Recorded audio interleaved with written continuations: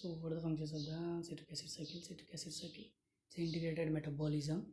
So citric acid cycle is an amphibolic pathway. That means it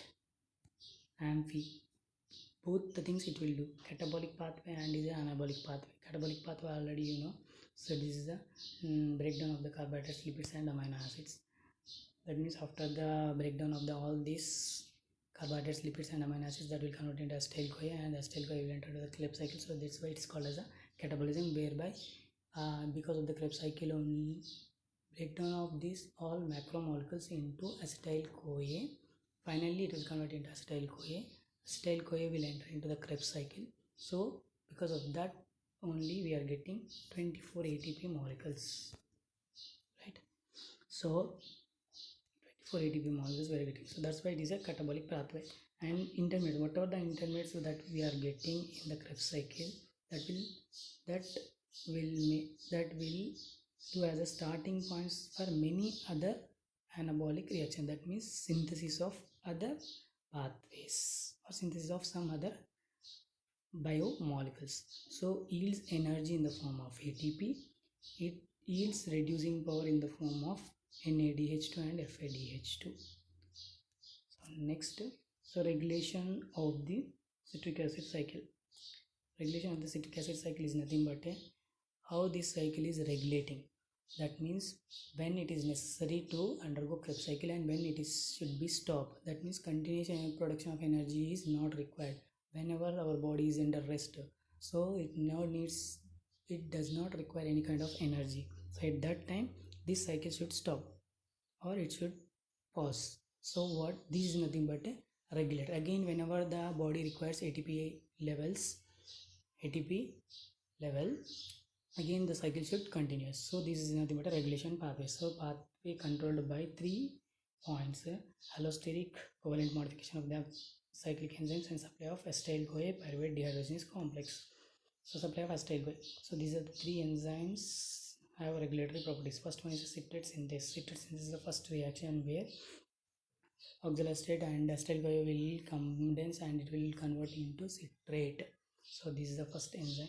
So this is allosterically inhibited by NADH, ATP and succinyl-CoA citrate. Whenever citrate is feedback inhibition means feedback again whenever it is not necessary, that will again return back to it and it will trigger the enzyme to inhibit. That is not necessary to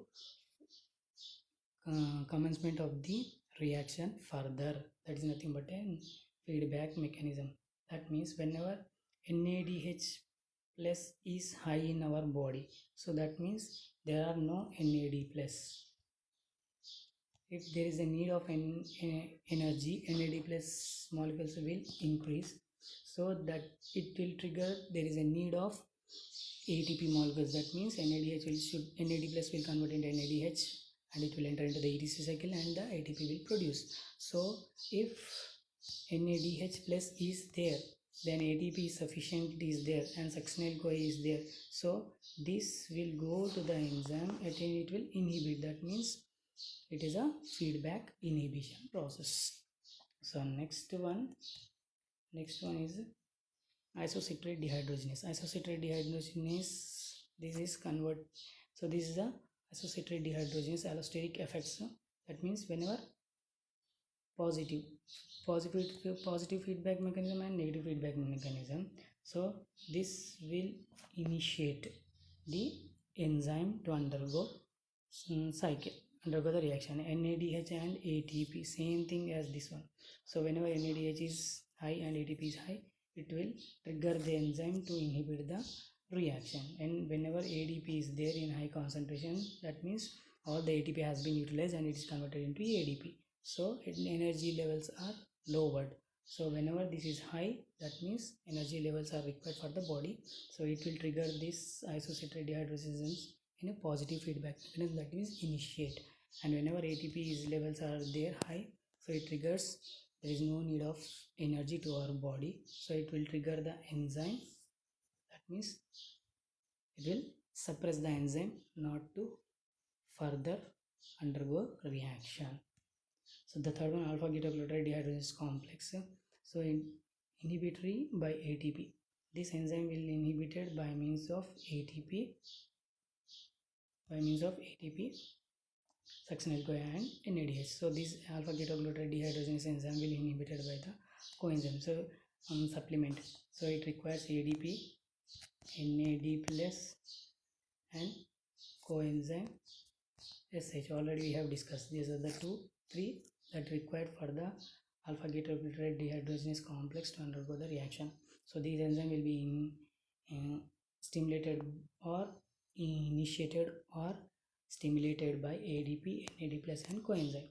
So whenever ATP, succinyl-CoA and NADH is higher levels, this automatically inhibit the alpha ketoglutarate dehydrogenase complex enzyme. So this is the regulation of the Krebs cycle. So why it is called as the anabolic pathway, we'll discuss. So Krebs cycle is a source of biosynthetic precursors. That means whatever the these are the intermediates. So these are the intermediates that we are getting in the citric acid cycle. So citric, it is the initiator or precursor for the fatty acids and sterol synthesis, and alpha ketoglutarate is the initiator for the glutamate, which will be utilized for the synthesis of other amino acids and pure. In the same way, succinyl-CoA for perforance and heme chlorophyll. Then oxalosuccinate, same thing. Aspartate, from aspartate, purines, pyrimidines, amino acids and other amino acid synthesis. So that's why whatever the substrates we are getting, it will participate in the synthesis of another biomolecules or other essential amino acids, non-essential amino acids or other nucleotides. So that's why it is called as an anabolic pathway and as well as a catabolic pathway. So this is the pyruvate and oxaloacetate, citrate and alpha ketoglutarate. Alpha ketoglutarate, already we have said that by means of transamination, alpha ketoglutarate will convert into glutamine, and glutamate will be used for the synthesis of histidine, proline, glutamine and arginine. The same way succinyl-CoA, isoleucine, methionine and valine. Same way propionate and fumarate, tyrosine and phenylalanine. Oxaloacetate, phosphoenol pyruvate and again glucose. So this is the anabolic pathway. Okay,